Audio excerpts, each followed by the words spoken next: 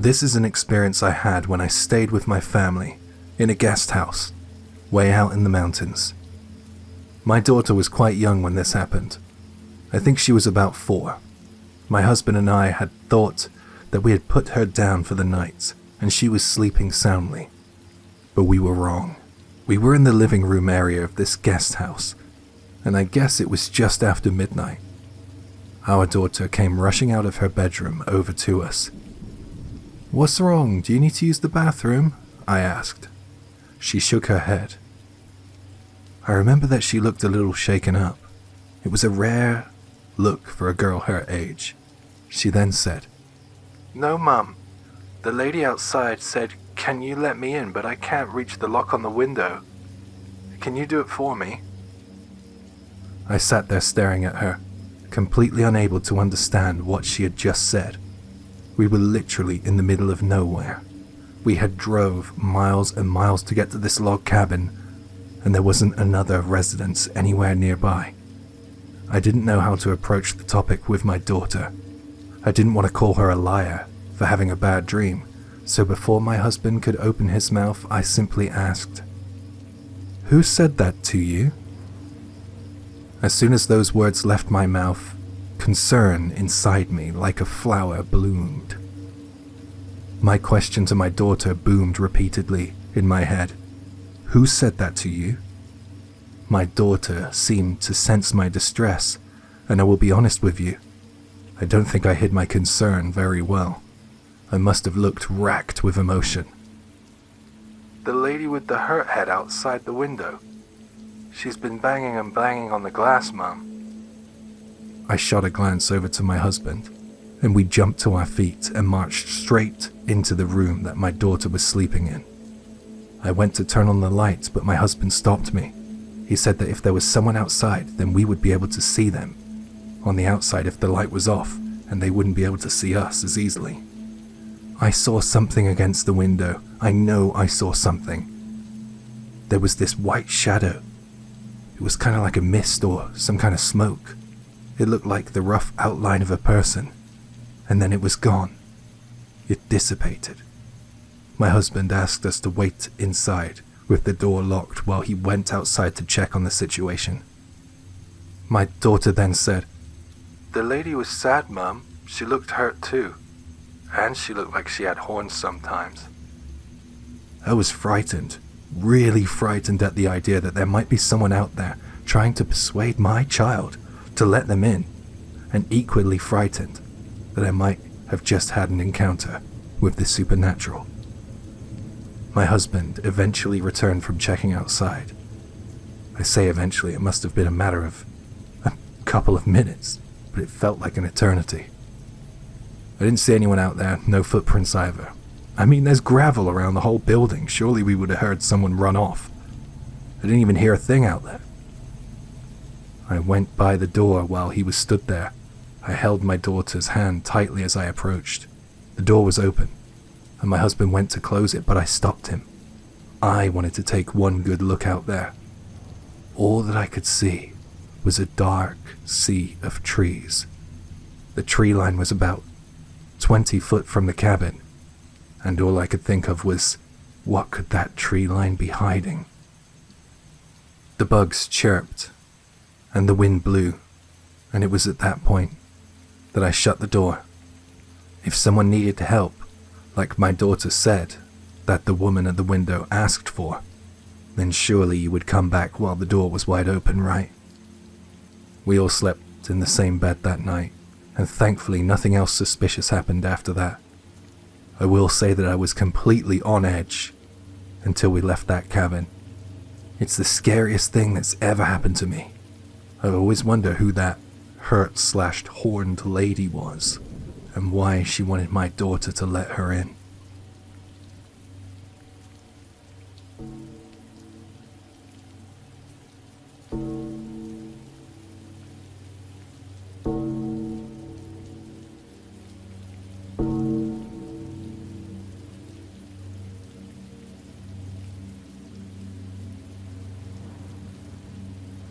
Maybe it was just a coincidence, but it all started with a program I watched on TV.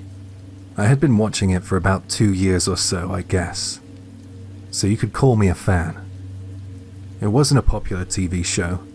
It had a minor following online, and each episode was only about 30 minutes long.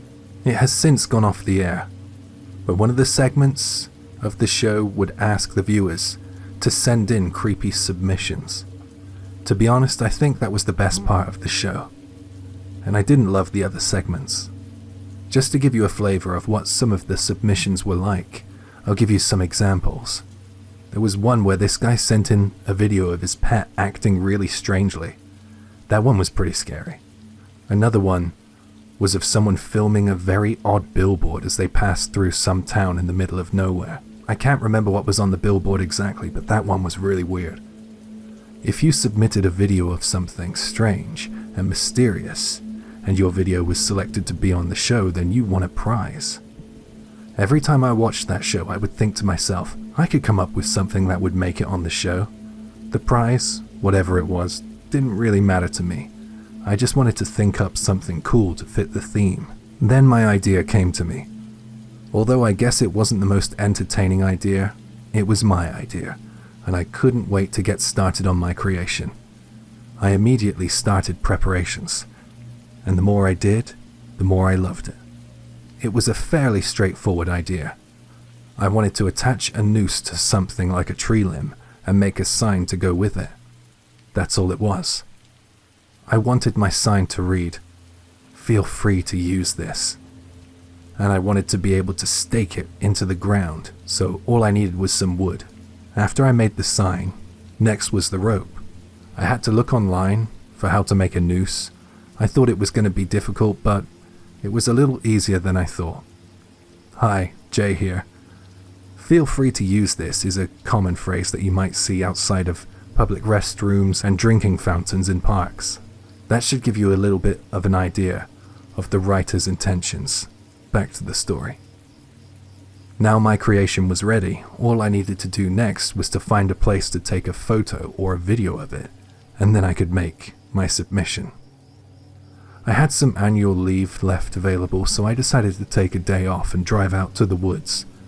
I drove for miles to get there, because I knew that there was a quiet and peaceful forest just on the outskirts of the city. I got out of the car at a random spot, and I carried my rope and my handmade sign with me, careful to make sure I wasn't seen by anyone. I knew these woods were very, very quiet there. I headed into the woods. I was walking through the forest, and as I got deeper in, I managed to find what I considered to be the perfect spot. I found a solid pine tree. It was pretty big, and it had thick branches. There was a really thick one that jutted out about 3 meters above ground level, which is close to 10 feet.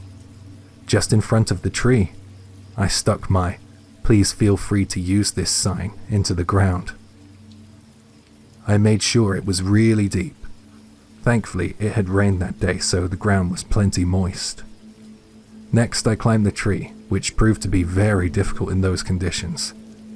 And then I shimmied over to the branch that I had selected, and I tied the noose. When all was complete, I climbed down from the tree and stood in admiration of my work. I was pretty satisfied. By now, I'm sure you get my idea. I wanted to take a short video of me stumbling across a noose hanging from a tree with a sign in front of it saying, "Please feel free to use this." I know it's not in good taste, but I was certain it would have been good enough to get on that TV show. I thought it was actually a really cool idea. However, when I went to take the video, something didn't seem quite right to me. It looked all a little too new, if you know what I mean. The "Please feel free to use this" sign that I had bought from a hardware store in the city stood out like a sore thumb. Also, the wood I used to make my stake and sign looked like it had just been picked out of a timber yard. It looked fake. And though it was, I wanted to make my video look real. One saving grace was the rope. That didn't look too bad, but this brand new sign, supposedly being discovered deep in the forest, would not do. I had to think of how I could make my video. I didn't want to go to all that effort and then not make a submission. I thought about it for a while, and then it came to me. Because it had been raining, and more rain was forecast, I figured that if I left my sign out there for a while, it might end up looking a little more authentic.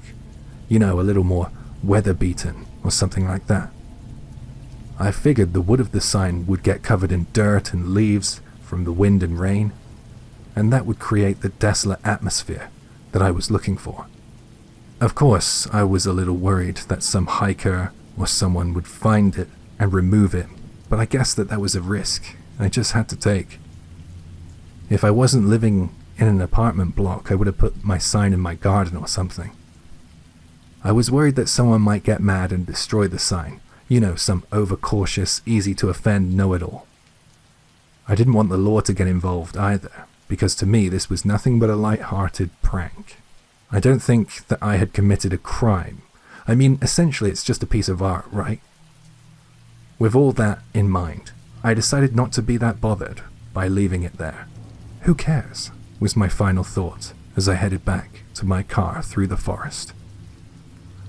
The following couple of days became very busy for me, and before I knew it, I had completely forgotten about making my video and the sign and the noose out there in the woods.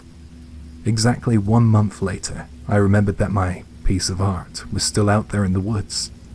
I remembered while I was watching that TV show, the one I was supposed to be submitting my video to. I immediately got in my car and drove off to the forest to see if it was still there. During the month I had forgotten about it, there had been some typhoons passing through my prefecture. When I arrived back at the forest, I noticed that there had been a lot of growth.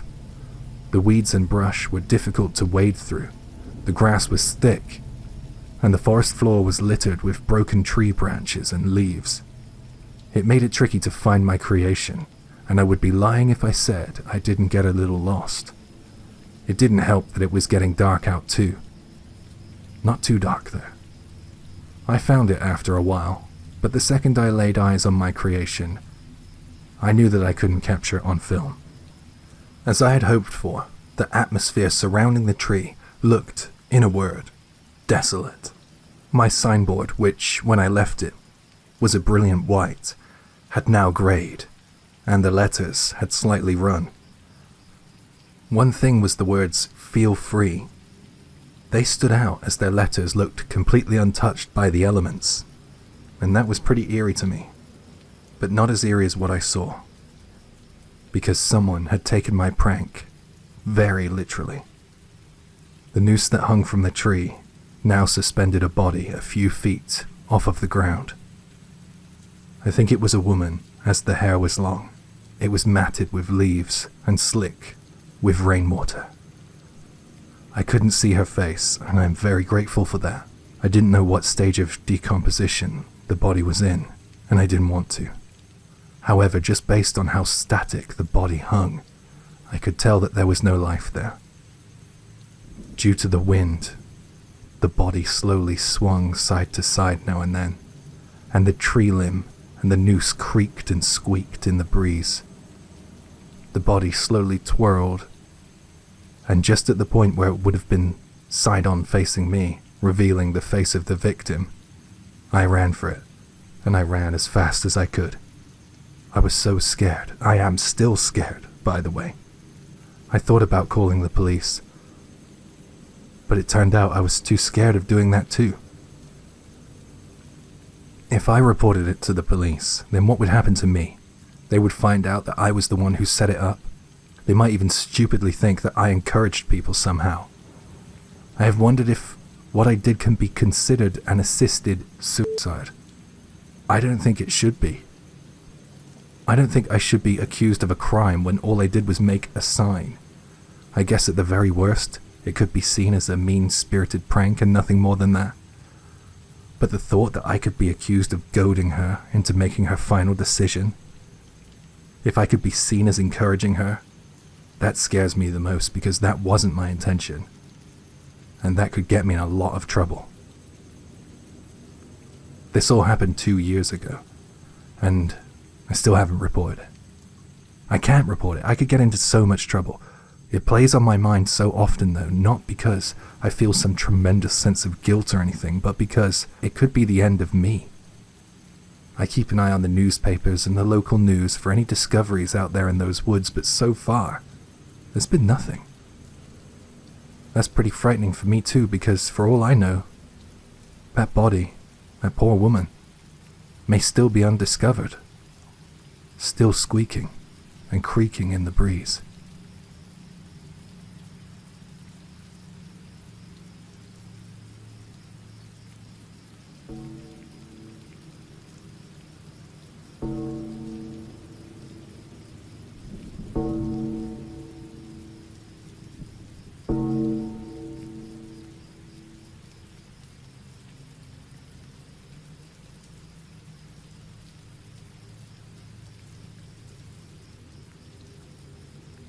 I'm a real outdoorsy kind of guy. I love mountain hiking, climbing, fishing, going on long walks, and camping out in the elements. I always go alone. I find it a much more immersive experience when it's just me and nature. Sometimes it can get pretty creepy though.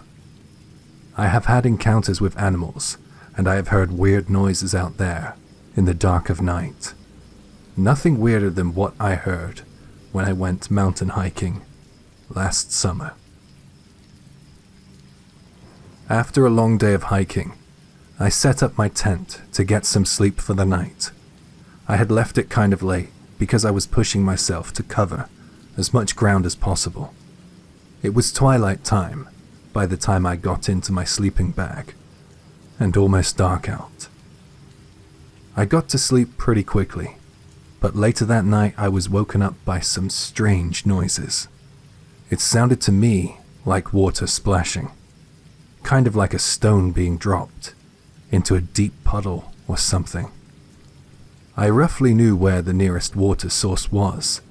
It was a river, and it was pretty far from where I was camping. I lay there in my tent, thinking, what? I'm pretty sure I'm not anywhere near it. I was half asleep, in a dreamlike state. I was just on the edge of slipping back into sleep, but then I heard a different sound. This time it was more of a dry, rustling sound. This one sounded like someone was wading through knee-high, thick grass. This sound alerted me. All of a sudden I didn't feel that alone. I listened intently, and after a couple of moments, I figured out that that dry, rustling sound sounded as if it was circling my tent. I was really freaking out at that point. I mean, I had a knife, but it was in my rucksack, at the foot of my sleeping bag. I was too scared to make a grab for it. I didn't want whoever was out there to know I was awake because, at least then, I would have the element of surprise on my side, if they thought I was asleep. I tensed up and tried to keep my heavy breathing to a minimum, all the while desperately trying to think of what to do next. Then just as quickly as it began, it was over. The rustling through the grass headed back off the way it came. Then the first noise that I heard came back. That dripping, watery sound. And then there was nothing, no more sounds, except for the distant cry of crickets and other nocturnal animals. I wasn't able to get back to sleep that night. I couldn't stop thinking of those sounds, the water one in particular. My mind was torturing me with possibilities of what was out there. Could it be a bear? Some random person out here? In the middle of nowhere? Was someone taking note of my position to potentially come back later? It could have been anything, and there was no way that I was going to get some sleep with those thoughts in my mind. Once it was light out, my confidence returned. I got up and took a look around. I wanted to find a logical explanation for what I had heard. I noticed something. It was a stone structure a little ways away from where I pitched my tent. It looked very old. It was a well. It was weird though, because what was the use of having a well this far out into the mountains? Perhaps there was a village here, or a house in this area, in days gone by. I thought about it to myself until that thought was replaced by another unpleasant thought. Those noises that I had heard last night, it all made sense now. To me, it sounded like something climbed up out of the water of the well, circled my tent, and then returned to the well. I went over to the well and gingerly looked inside. There was nothing but a reddish-brown color at the bottom of an empty well. That well had been dry for a very long time. I have no idea how what I heard the night before could have even been possible. It's the strangest thing that's ever happened to me. I couldn't help but wonder if I had heard some strange hark back to some years gone by. Perhaps something happened in that area. I don't know what it was, but maybe those were residual sounds or something.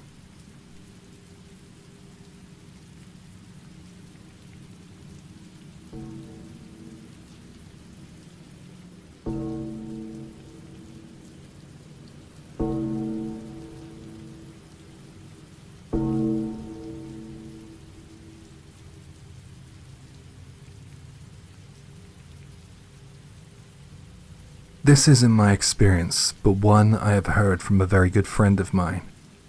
I've asked him if I'm allowed to share it, and I am. I just hope to do it justice, and oh my god, if this happened to me, I don't know how I would be able to sleep. I will go into the first-person narrative from this point forward. It all happened one night when I was out in the mountains. I was set to be staying with some friends that I hadn't seen since school. I was invited by a childhood friend, but besides him, everyone else was pretty much a stranger.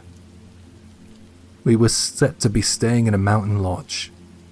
It looked really nice, just a pure wooden structure, a log cabin, essentially.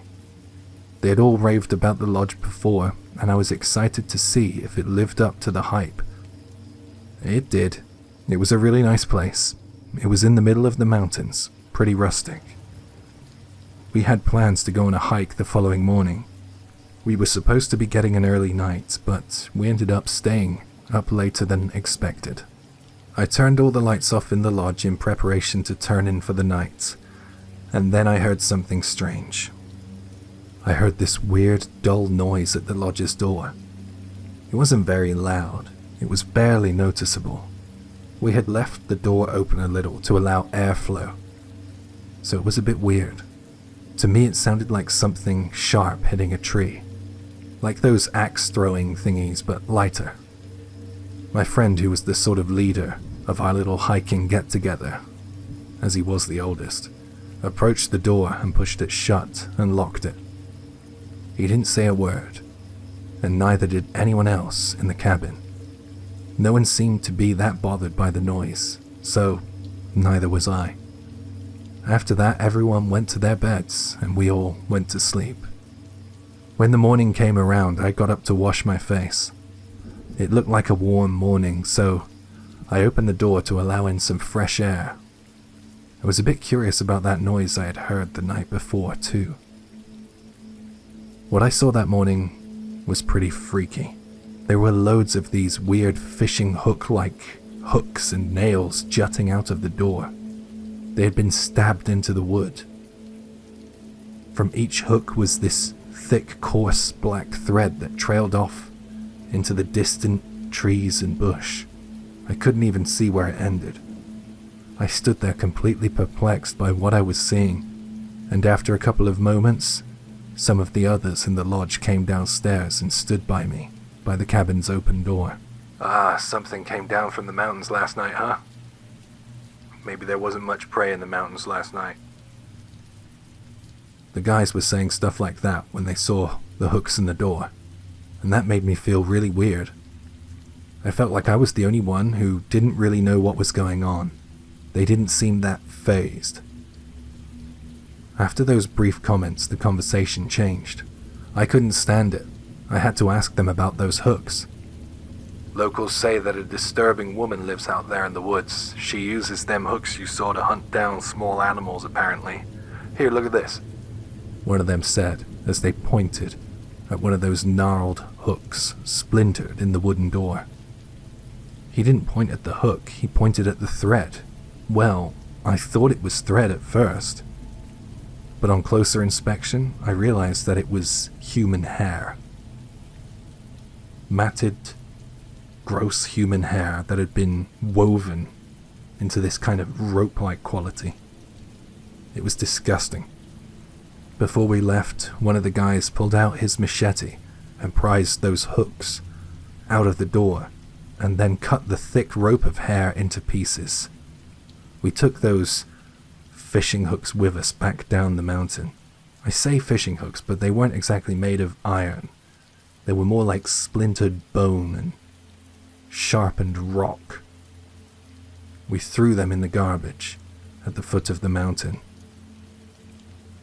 It really freaked me out. Once again, it felt like I was the only one who had found it strange. Nothing happened after that. It just seemed as if people were fine with this feral person living out there in the mountains. I decided not to bother hiking the following day. It was all weird. Far too weird for me.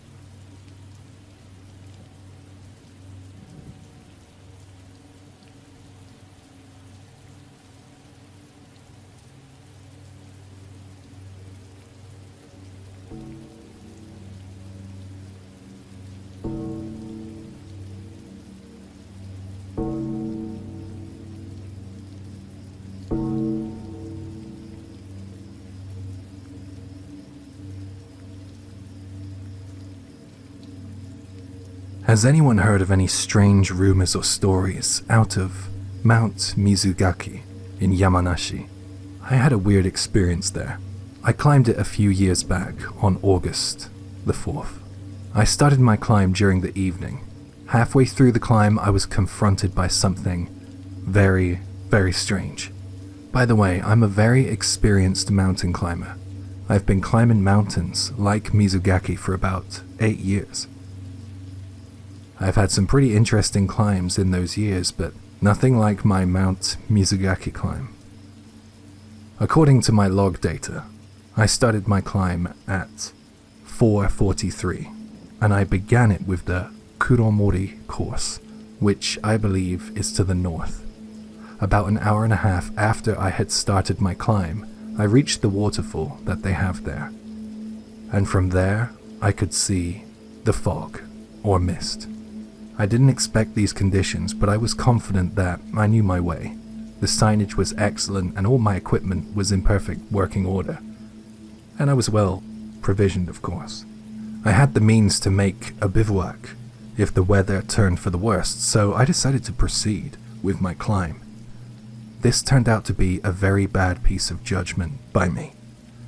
After I had passed the waterfall, I proceeded for another 40 minutes. I remember that the next time I looked at my watch. Then after that, I just kept going. I remember that the next time I looked at my watch, it was 7:01.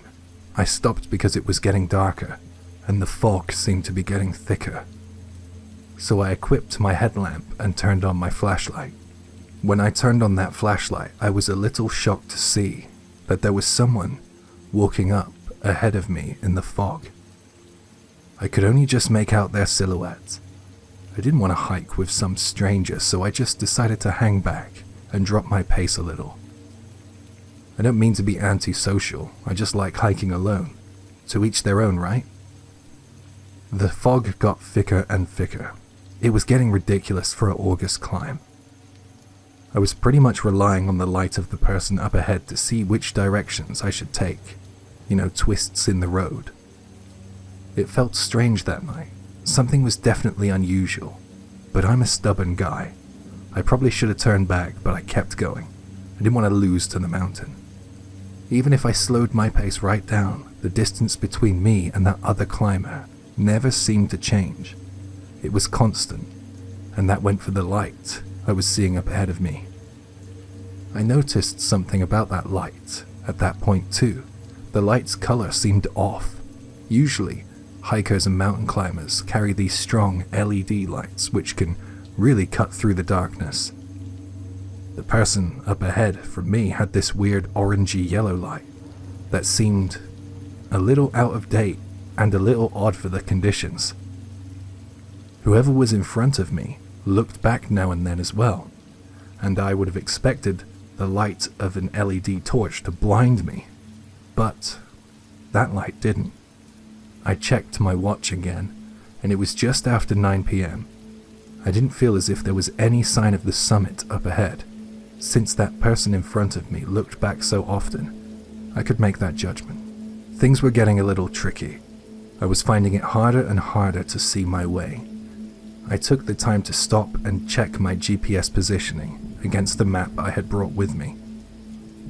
Well, I really couldn't get a good signal on my GPS system, but I didn't panic because I knew that fog could sometimes interfere with that. I got out my altimeter. This is a tool that can be used to predict the altitude one can be at during a climb. It also helps with directions of slopes, etc. The altitude was 1,870 meters, and the slope direction was due west. In other words, I had ended up veering off the beaten path considerably. I was supposed to be directly east of the mountain's peak. I hope that makes sense. I guess it would be hard to envision if you haven't seen that mountain range. Well, I guess it served me right for following the other hiker up ahead, right? I should have just turned back. I was annoyed at myself. But the worst thing I could do at that point would have been to try and find my way back to the beaten path, especially when you consider this dense fog. I planned on staying right where I was until the morning came, in the hope that the fog might have cleared a little by then. I began preparations to bivouac for the night.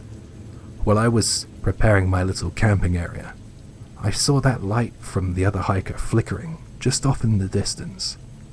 Weird dude, I thought to myself as my hands got to work. I guess that the light could have been some kind of reflection from someplace else in the fog. I didn't really buy that though. I pitched up my little tent, and then I ate some food, and after that I got some sleep. I woke up a little later when I thought it was getting brighter out, but when I fully opened my eyes, there was nothing but darkness all around me. I realized at that point that the light that woke me had not been the morning light. It must have been the light from that other hiker. What the hell was this guy doing, I wondered, and why was he so close to my camp? I guessed that he didn't want to be on his own, but if I'm perfectly honest, his presence that close to me felt a little scary. I say he, but it could have just as easily been a woman. This guy was a complete stranger, and for some reason he or she wanted to stay close to me, and that's pretty weird if you ask me. The more I thought about it, the more uncomfortable I felt. I wanted to get away from them. So I picked up my stuff, and I knew for a fact that if I headed down the mountain in a southwesterly direction, I would reach a rest hut. It was just a small wooden lodge that hikers would use to escape the elements. Sure, I would be undoing some of the great work I had done by climbing that far, but I felt as if it was worth it to get away from that other hiker. I had my compass and my altimeter, so it was all fine.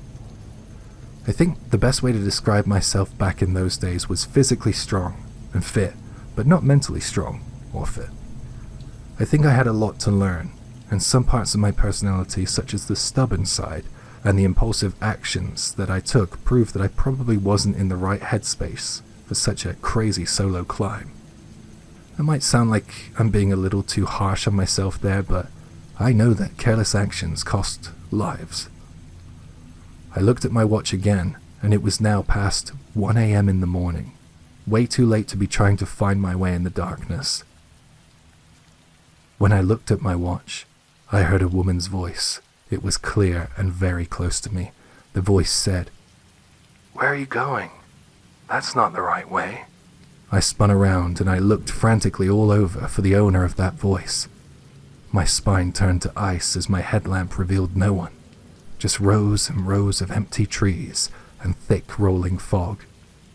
The light I had seen earlier was no longer visible, making it even harder to see. I started to run in panic. I was freaking out. I didn't know where that voice came from, and it really scared me. It was like I was having auditory hallucinations. I ended up out of breath as expected. Then I saw it. The light from earlier was back, and it was shining through the trees from a southwest direction. In other words, the direction I was heading in. It couldn't be possible. I had been rushing down a pathless part of the mountain, and there was no way that that light should have appeared in front of me when it was behind me. I was scared, but there wasn't much I could do. I wanted to get to the safety of that emergency hut. I hurried down the mountain towards that familiar light.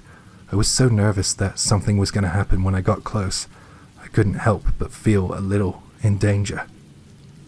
I think the thick fog and the darkness had forced me to lose my composure. The voice I had heard earlier seemed to be coming from all directions as I ran. It was saying things like, "Not that way. It's dangerous if you go that way." It was like I was surrounded by something, or it was echoing in my head. The light was disappearing and then reappearing again in different locations. Then there was more and more lights. This all went on till about 4 a.m. I was feeling dizzy, probably due to the fear, and then I stood on something. I looked down, and I saw that I had stepped on a bouquet of flowers, and as soon as I stepped on them, all the lights and the voices abruptly stopped. There was a strong smell of burning incense for a brief second, and then it was all gone. I noticed that it was starting to get brighter suddenly, and the fog was beginning to clear too. I quickly pulled out my GPS system and made a plan on how to get to the emergency shelter hut. I raced to the hut. I think that I surprised the old man who was sat in there because he asked me almost instantly if I was okay. I don't know if it was the adrenaline or something, but I decided to tell him everything. He told me a couple of things about Mount Mizugaki that I found pretty creepy and pretty interesting. The old man said that Mizugaki's mist is connected to another world, and it is the belief of the locals that this mist is responsible for several missing person cases. I asked if someone had gone missing recently, and if that was why there was a bouquet of flowers near the emergency shelter. He said that he didn't think that there had been any recent missing person cases or any reported deaths. I asked if people still brought flowers to the mountains in their memory, and he said that no one had gone missing in a long time, so he didn't think so.